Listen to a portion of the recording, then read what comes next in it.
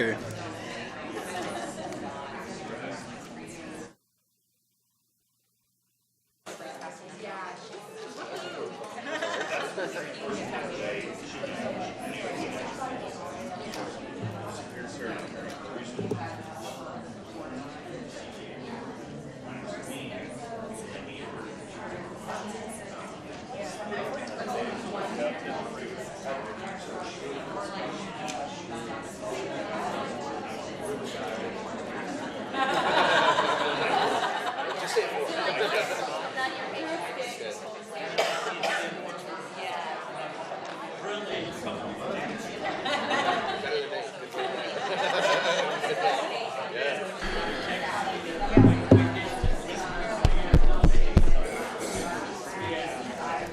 All right.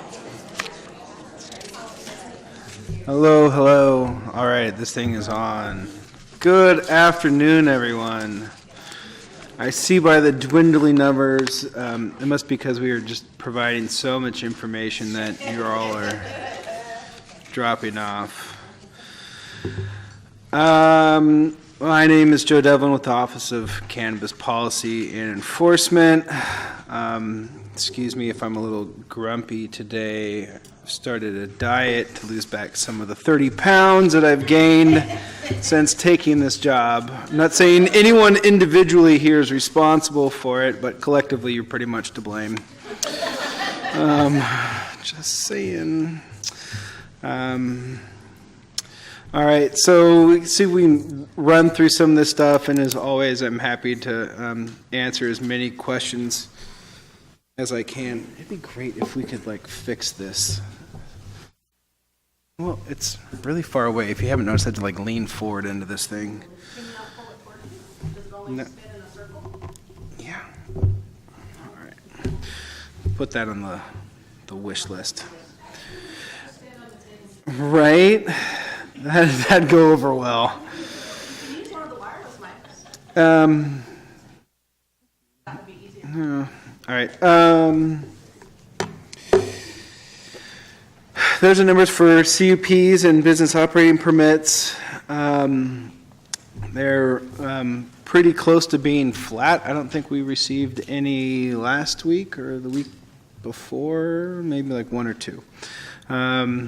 But that seems to be kind of, we'll say, it for right now. That includes a number of, the most recent kind of group in that is the non-storefront delivery applications.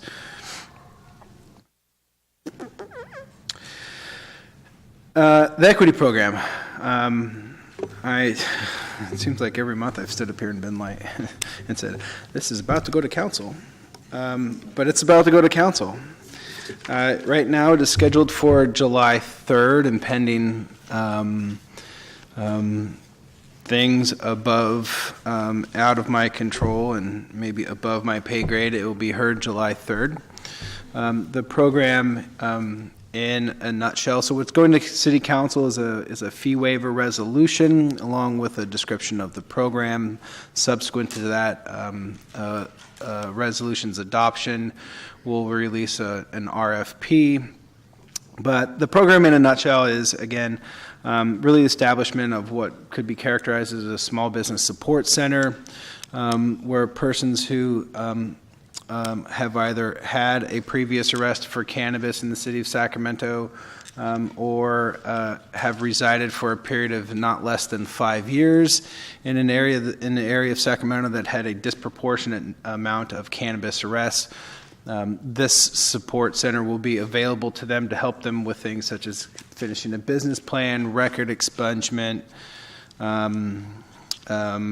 accounting help, generally all of the business supports and services that are required to run a successful business. In addition to that, it will also have a mentoring program as well. There's also a role for private businesses that wish to host an equity applicant, and in exchange for doing that, we will give you priority processing of one's conditional use permit and business operating permit. I'm happy to answer any questions about that. But again, July 3rd, it should post. If you want to read it, it will hopefully be out the 27th. Yeah, 28th.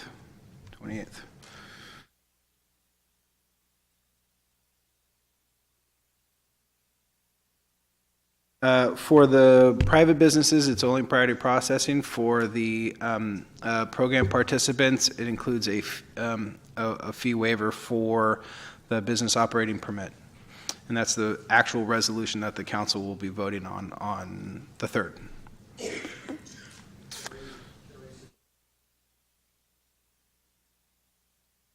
Yeah, that's not going to happen.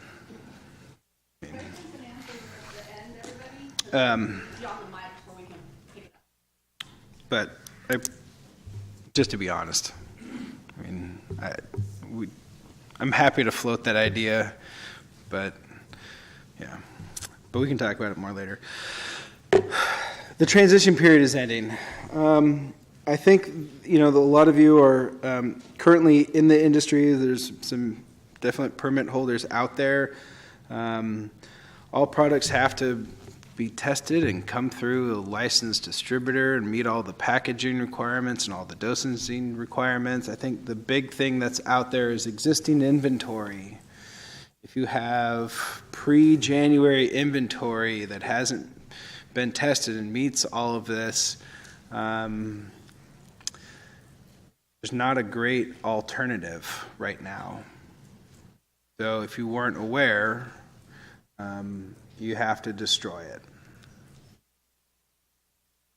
And we can talk about a little bit that later if you have any questions or comments. But I get it. I understand it. I've done the math. My back of the envelope calculations is there's probably about 4,000, 5,000 pounds of cannabis sitting on the shelves of cannabis dispensaries right now in Sacramento.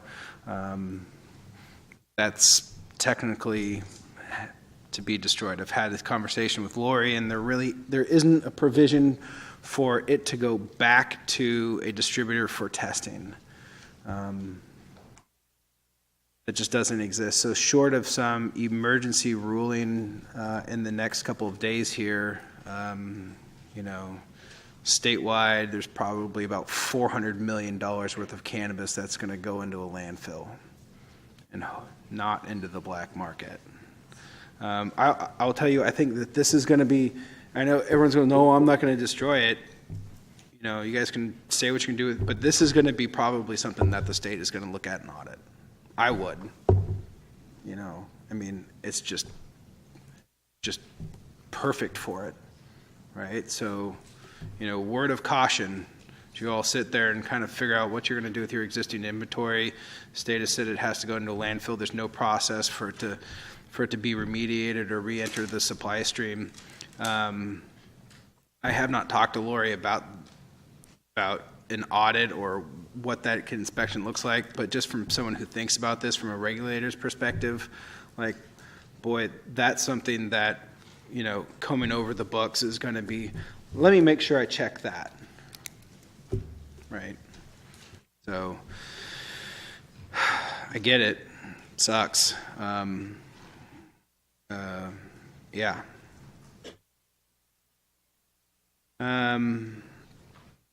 Building plans, existing cultivators and manufacturers, many of you received letters saying that you needed to submit your building permits by July 6th.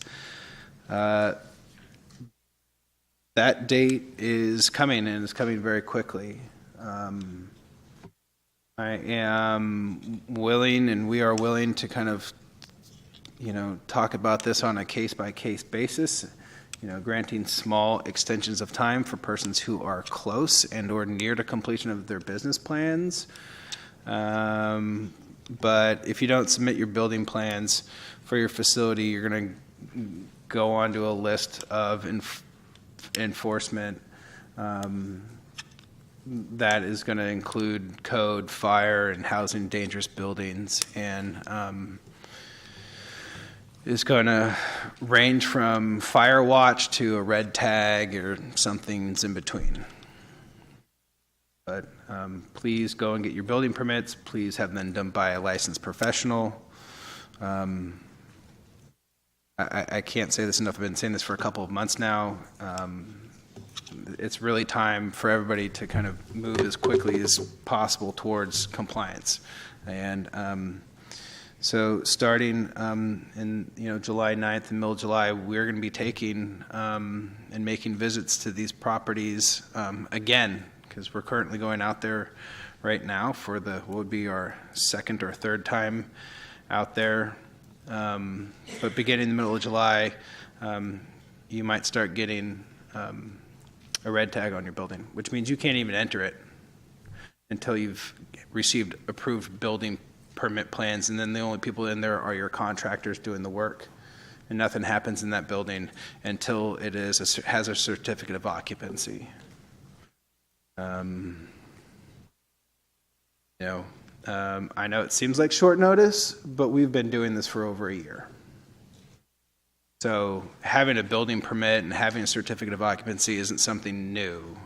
I understand it may be something new to each of you, but this is not something new, and it's going to come. And a lot of people have been, I think, moving swiftly towards submitting their business plan or their building permits.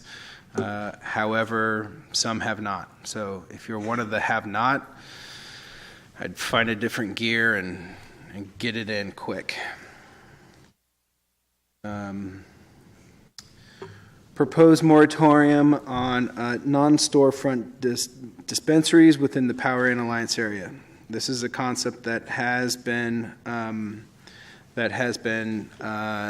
talked about and is likely something that is that I would say is kind of is coming. So we currently have 37 business operating permits in the Power and Alliance area.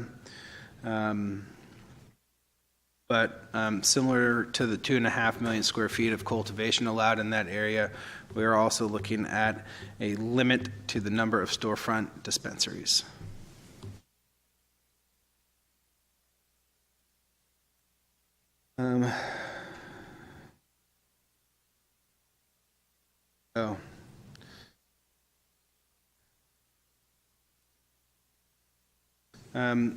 At the end of the month, Councilmember Carr asked for a discussion to come back around lifting the cap or the moratorium on the number of storefront dispensaries. So at the end of the month, we're going to be coming to council for a discussion only. It has no recommendation. There would be at most, if there was a general direction or a consensus at the council as to a direction, council would provide direction at that time. We would then follow through our regular legislative development processes in terms of we would go to the Law and Legislation Committee with an item first and then back to council. But what has been raised is should we lift the moratorium on the number of storefront dispensaries? That is the broad question that will be discussed, and if so, how many and kind of by which manner is maybe best to do that. But again, right now that's scheduled for the 31st of July.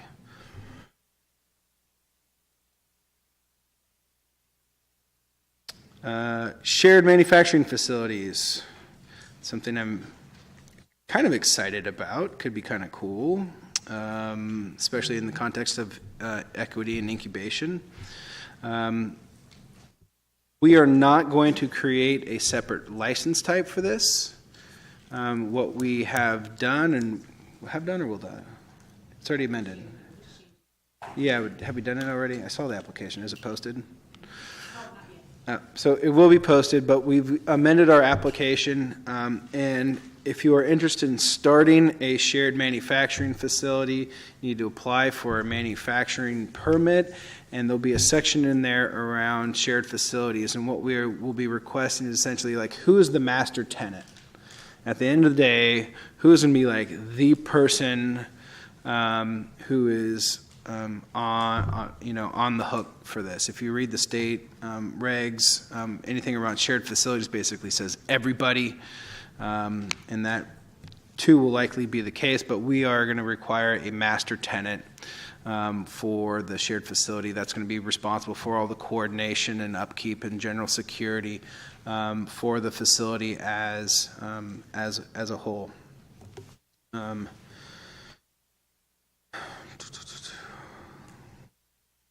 Yeah. Oh, there it is. Application on the website soon. Sorry, Zara.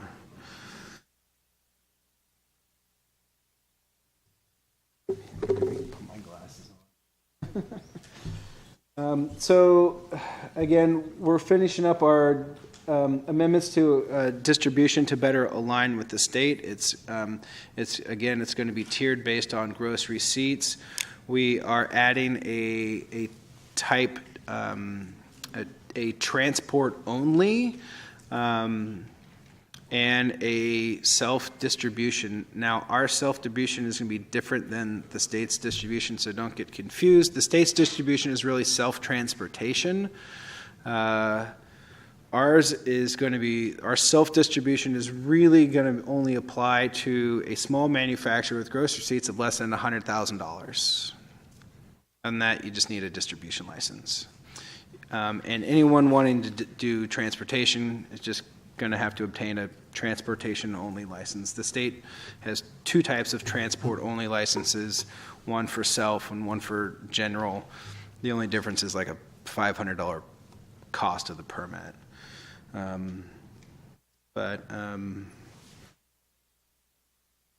so hopefully that will be coming soon.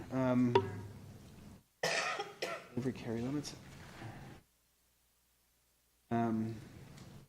Yeah, and so along with the other changes in the state regs, we will be having a discussion around amending our ordinance to align with the state for the delivery increase for the value of the product from $3,000 to $10,000.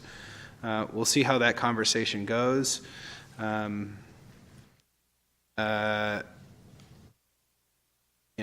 don't know how important that is to folks, but I think that was kind of a big increase for a lot of people. And I will just say that there are some concerns around it. So if you have strong feelings about that, you may want to start making it clear as to why it's a good policy or a bad policy to the council. I'll just say that it was a pretty significant increase. And our current code is 3,000. So we would have to change it. Is that it? Sweet. Like record time. Next stakeholder meeting is at the end of July 26th. Couple of other things that I will just put on your radar. I am looking into, there is an entity out there that does education and training for dispensary employees. This education training is in part, about cannabis and THC and CBD and all the terpenes and whatnot. The other part is around the law and what you can sell and to whom and what you can say and what you can't say.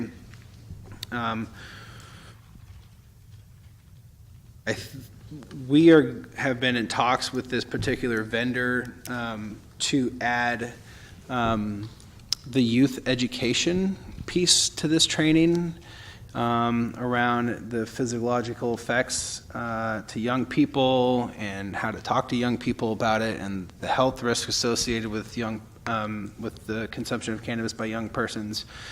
So right now we're talking to this vendor about adding that piece to their curriculum and then providing that training. We're going to hopefully be offering that training to all dispensary employees for free.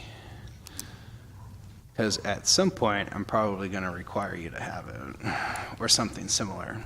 So the education piece is something that I think is pretty important. Each of your employees are really kind of the outward-facing part of the industry, and so not only just to standardize that knowledge around what they are talking to individual customers, but to also empower them and inform them to the other parts of the cannabis conversation that is taking place really around young persons. So if we can pull it off, I think we might do like a once a month training, likely here at City Hall, hopefully starting in like November, and kind of do that like once a month for like 6 months, something like that.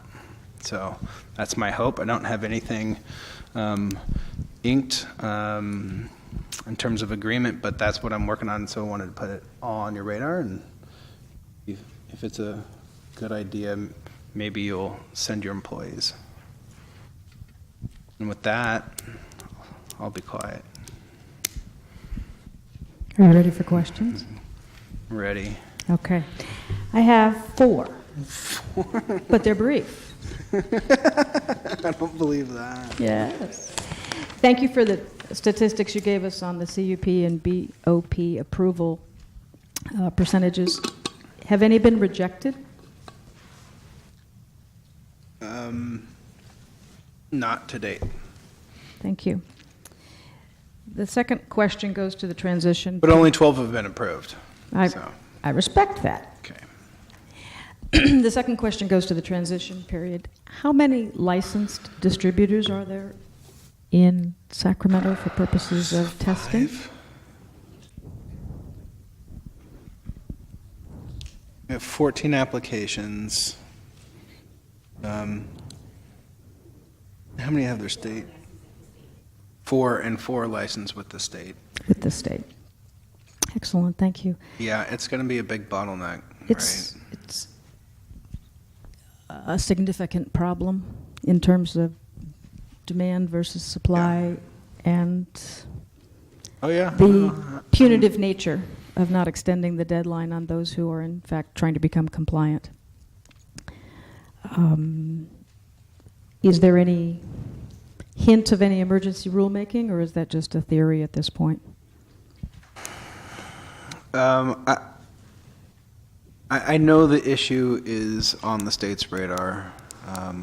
Whether they have the actual mechanism to do an emergency ruling or the will to do it, I don't know. I know the issue is, especially as it relates to like the existing inventory. I mean, this was one that kind of, I think, snuck up on a lot of people. The state included, and I don't think we understood the scope of the issue. But I haven't heard anything. If I hear anything, I will let all of you know. My plan is to raise it with CCIA in our conference call tomorrow and see if some well-placed letters can't have some effect. Next question is on the moratorium in the Power In Alliance. I've got several clients who've got cultivation applications pending. Mm-hmm. Is there a point at which we can predict that cutoff is going to apply to pending applications, or is that... For delivery? No, for cultivation. Well, so we have, I think, 3 million square feet of applied cultivation in the Power and Alliance area, and I have a cap of 2.5 million square feet. In theory, there is a scenario where someone submits an application tomorrow, and because of its extreme readiness and completeness, and the others ahead of it lack of readiness, could be heard and potentially approved. But I mean, theoretical and probable and very different. Understood. Thank you very much. And my final question is with regard to storefront dispensaries. You had originally indicated that several were undergoing audit and may not retain their licenses. So there may be 1 or 2 licenses coming up for what could have been a lottery system or what have you. What's the status of that, Joe? We currently have 30 licensed dispensaries, 29 of which are currently operating, and 1 is in the process of relocating. Thank you so much. And good luck with your diet. Hi, Joe.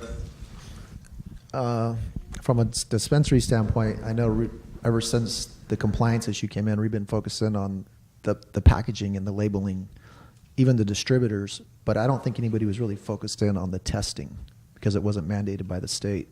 It was just slap a sticker on it saying it's not compliant and trying to push through the old product.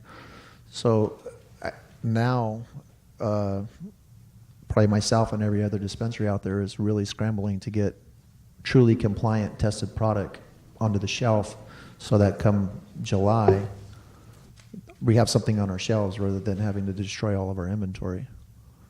So that's a bit of a challenge right now.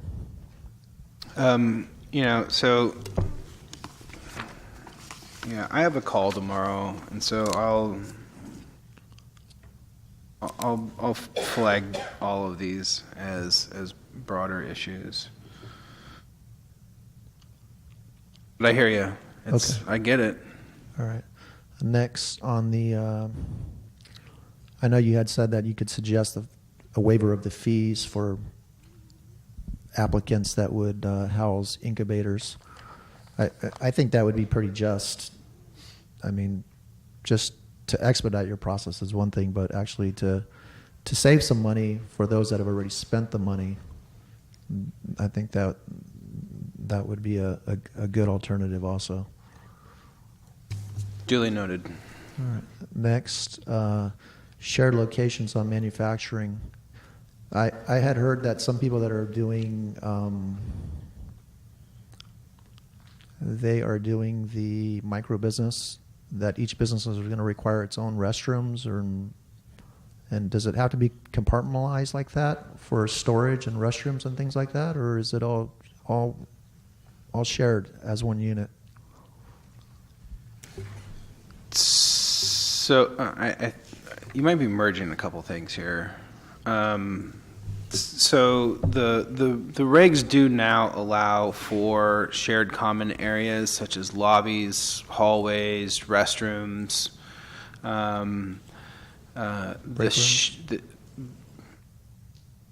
Yes, but the shared manufacturing facility is different from that. It is basically a single facility with a schedule, if you will, of who's going to be using it for what and when. So then would it need separate storage facilities for their products? Or? They're going to have separate storage areas within the designated premise. Okay. All right, thank you.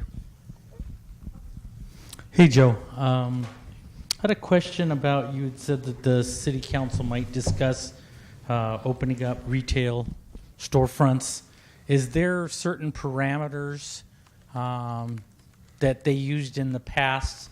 First off, if you're across the street from residential, obviously you can't be within 600 feet of school, parks, that kind of stuff. And is there already a waiting list for, I think it was mentioned way back in like March that they might discuss it and people were already submitting even though there was nothing to submit for. That may be wrong, but that's what I had heard. So the zoning and distance requirements that we have now will apply to, right now would apply to any dispensary that comes online, whether it's a reissued permit or a new license. And, you know, I'm sure there's a long list of people out there that would like to be in line for that, but as of right now, there's no list. So if you have a CUP already and have applied for your BOP for delivery non-retail storefront, would you then be able to submit for a retail storefront potentially? Well, yeah, it's- you and everybody else.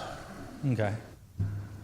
Next question is on your August micro business. I remember when you were at Law and Ledge and first mentioned it, and they wanted kind of wanted to know how you were going to propose it to them in August as far as fees. And I remember that I believe as Councilman Hanson was kind of, how are you going to combine them, but how are the fee structures going to be?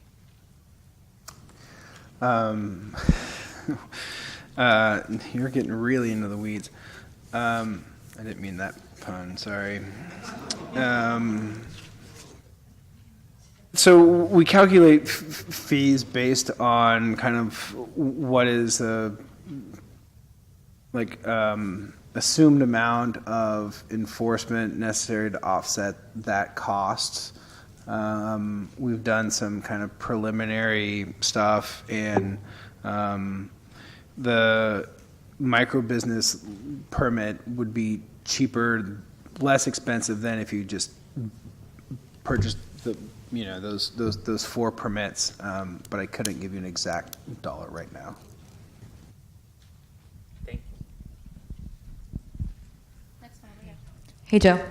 Jackie McGowan, K Street Consulting. Wait, hold on. It's going to be on July 3rd. The fees will be out July 3rd, so I could tell you, but make you wait.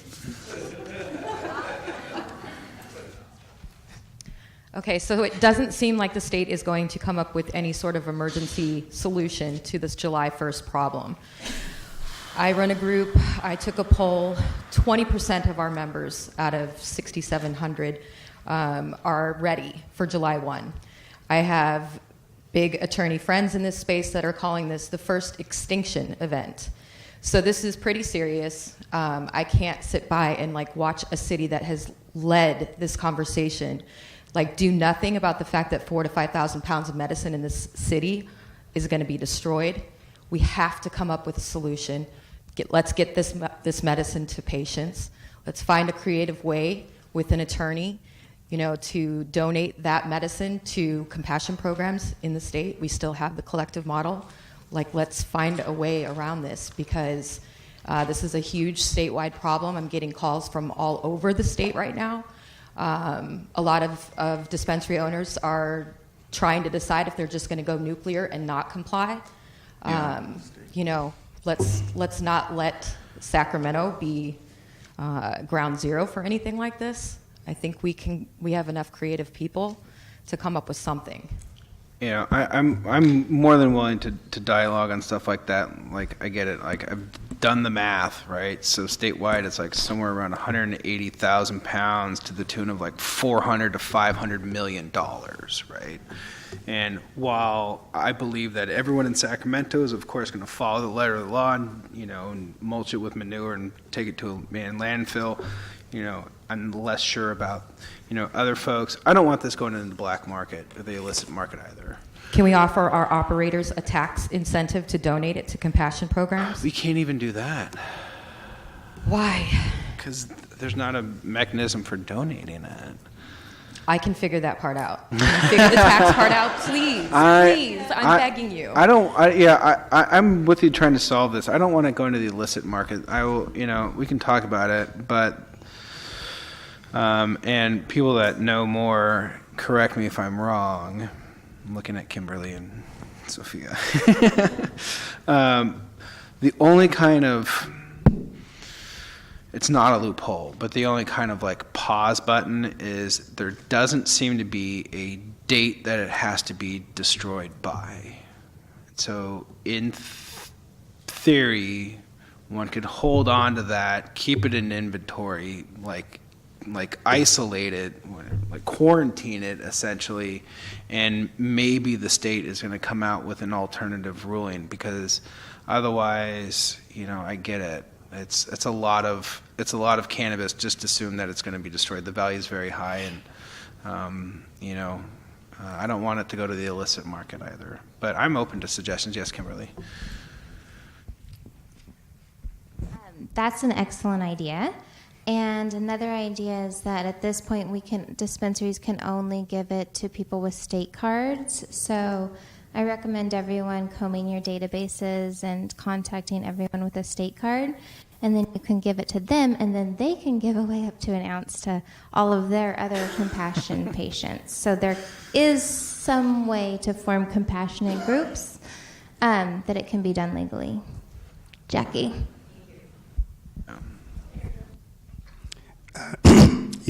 Ray Purse here. I'd just like to follow up a little bit on the. Can you guys hear me? I'd just like to follow up a little bit on what they were talking about, the inventory. I don't know if any of you guys gone to the BCC meetings, but I think the BCC is going to probably have to, give you a direction on that. They have all of these advisory committees, and I know it has been brought up in the advisory committees, and some recommendations have been put forward. But the information I've gotten from the BCC, July 1, everything now must start in the track and trace system. No.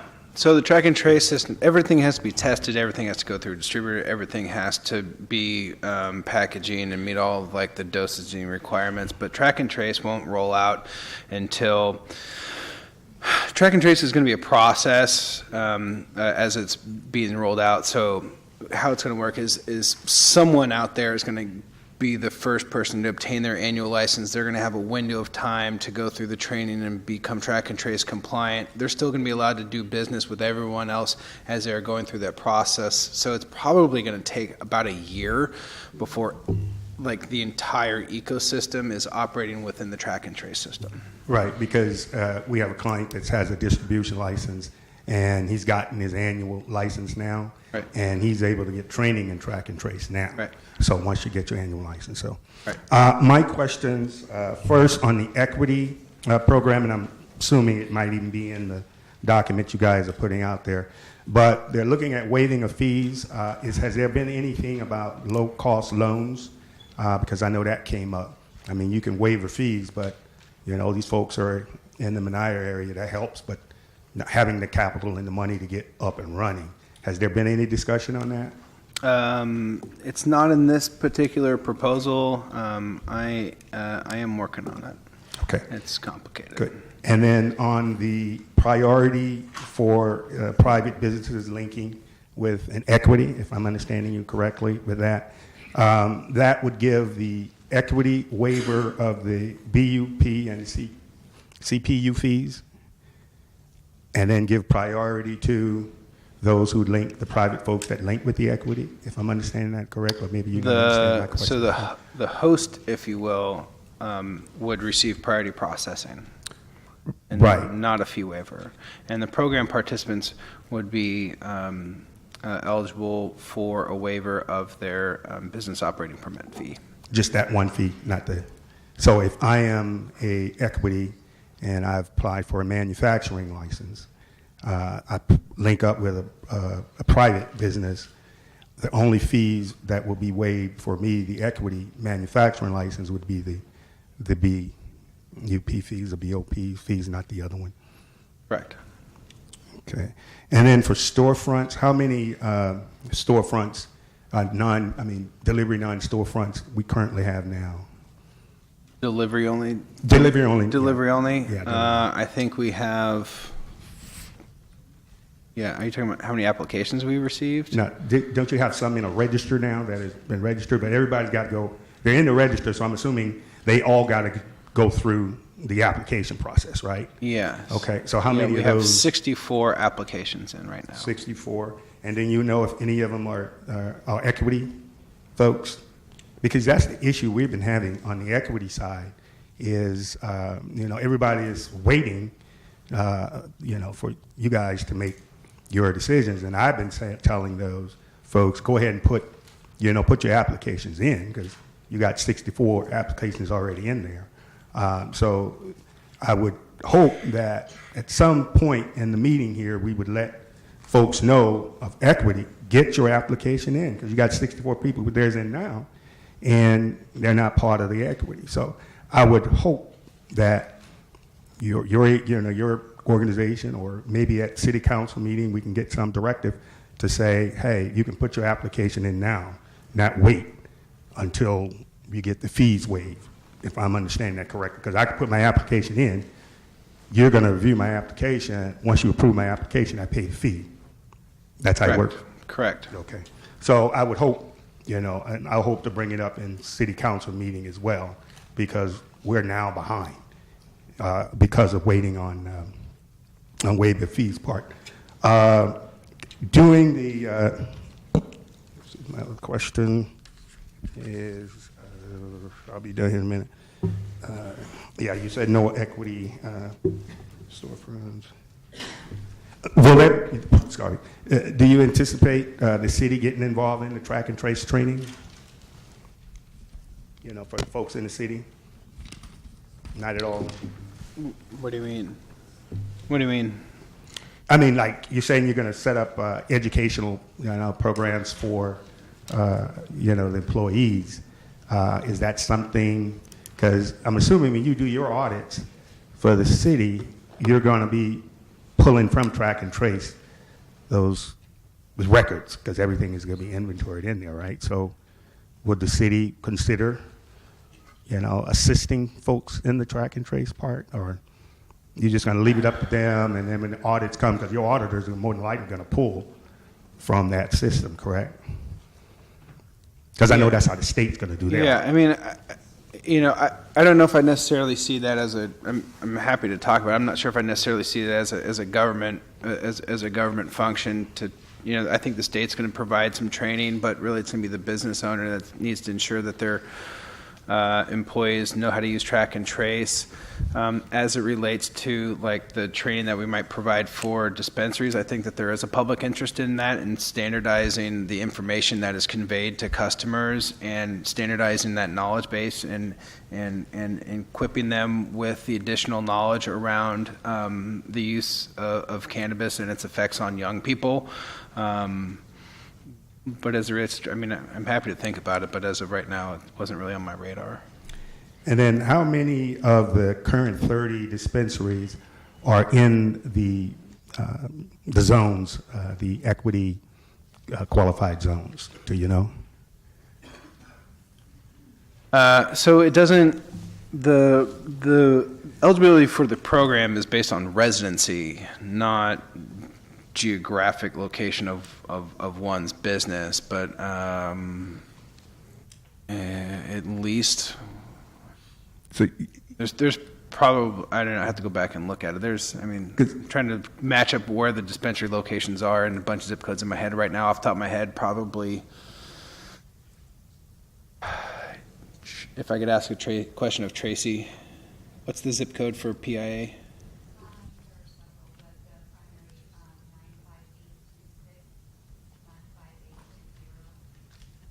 Yeah, so by zip code, probably like a third.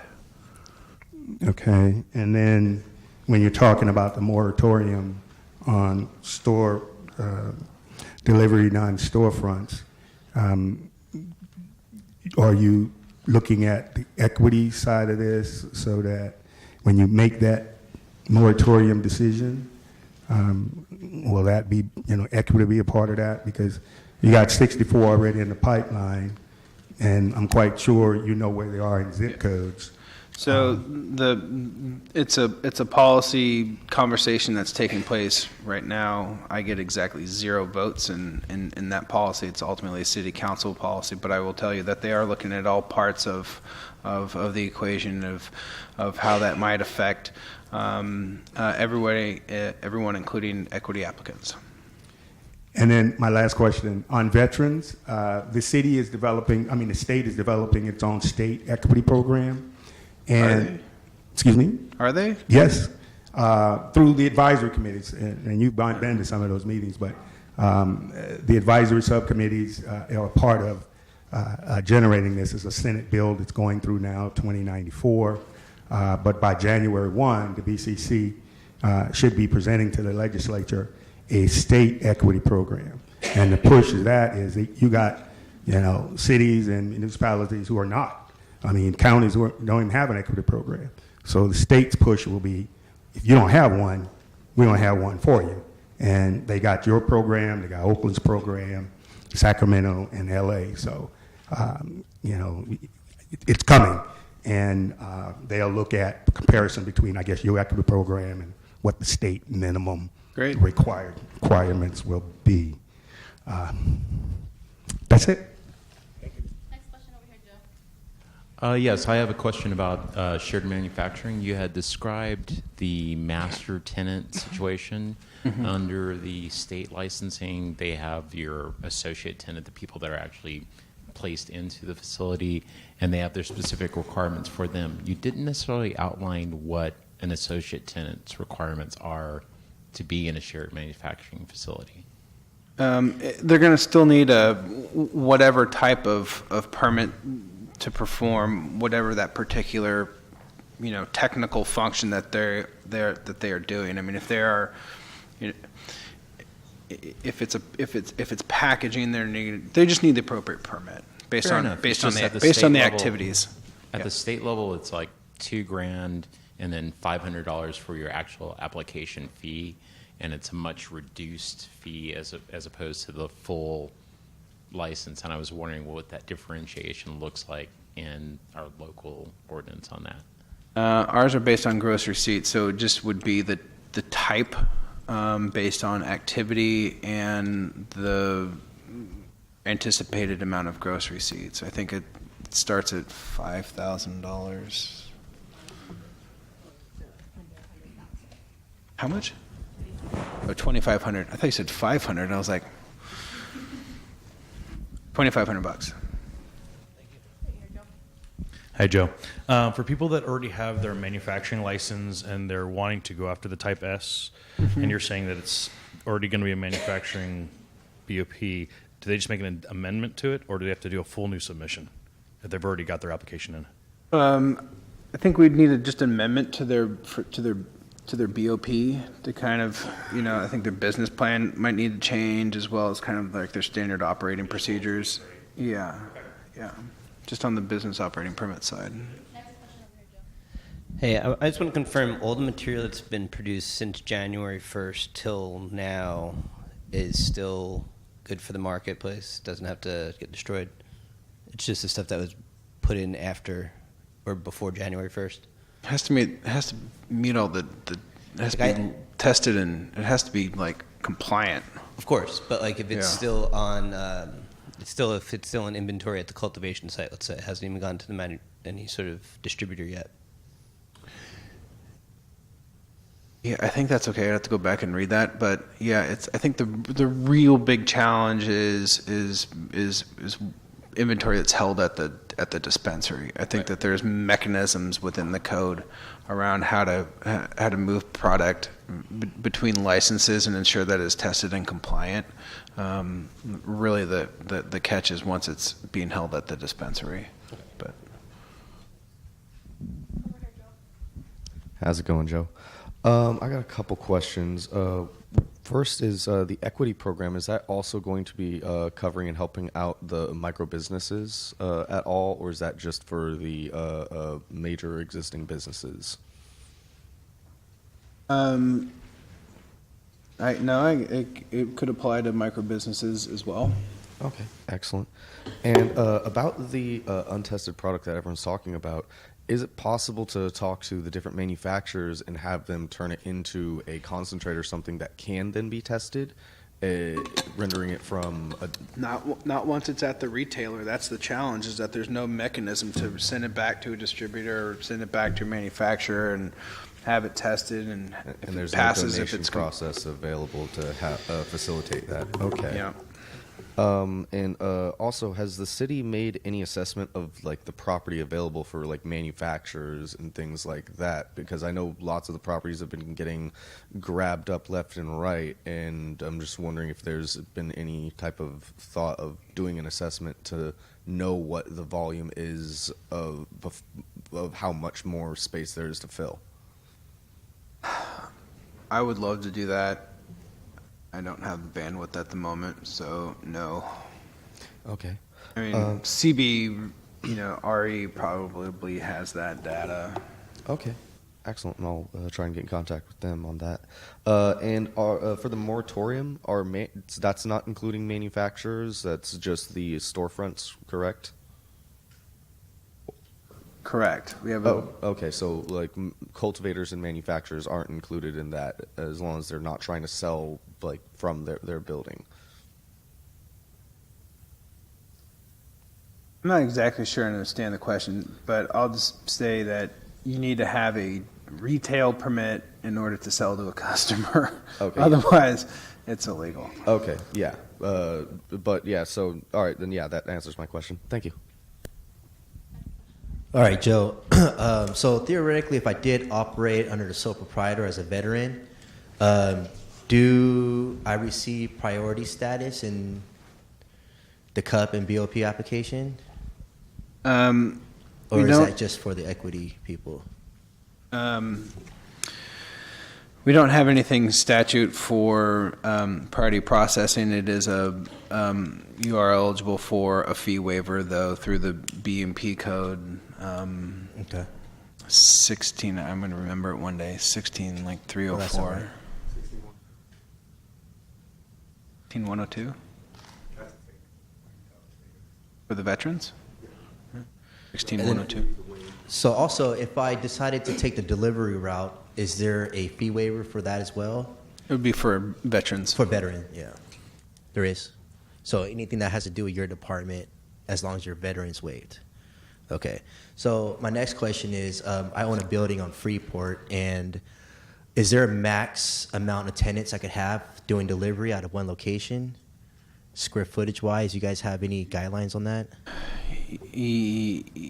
Well, no, but, and the but's pretty big. Okay. But your facility needs to, be able to accommodate it. I mean, if you own like a Walmart-sized warehouse, you could probably make a lot of, So you're gonna want to talk to Jamie and Zara and connect with Sergeant Juan around the particular needs for a multiple tenant delivery facility. Okay. And then is the same question applies to the manufacturing? Is there like a cap on the amount of tenants that can operate as long as stay within the guidelines of the law, or what? No, there's not a cap, but again, you're going to be limited by space. Okay. You're going to be limited by space. Okay. You need secured loading and unloading and facilities and so. Do you guys have a square footage requirement on the minimum amount of square foot for delivery? No, but again, you're going to be the floor, if you will, is going to be predicated on how to functionally make that site properly work in a secure fashion. So, it's not going to be 125 square feet. Right. I was thinking 1,000. Well, it's going to be like you park a car in it, right? And have a secured storage area. And okay. Yep. Hi.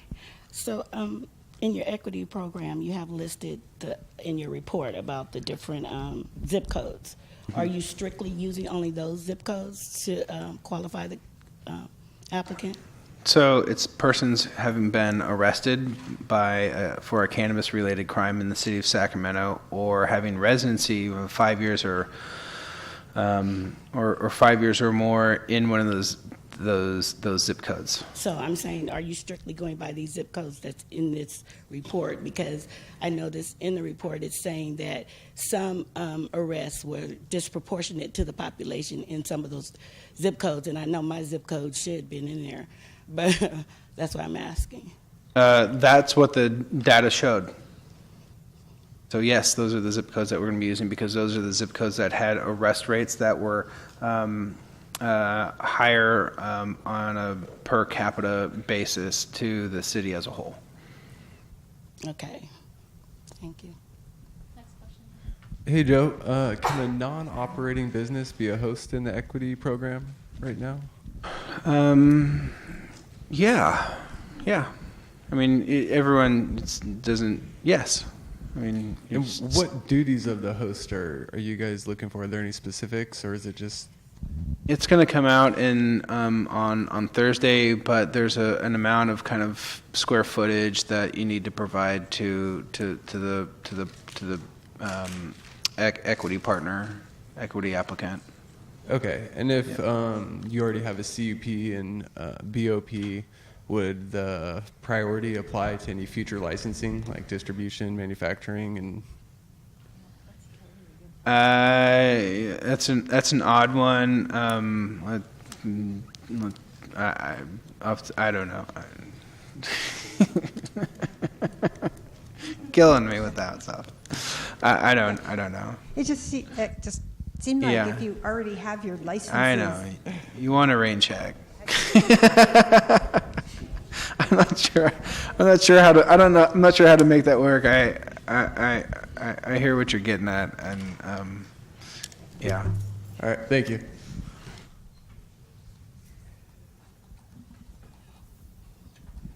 Any more questions? Sweet.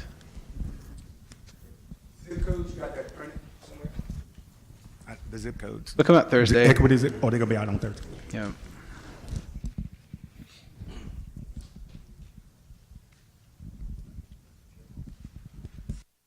That's it? Wow. All right, going once, going twice.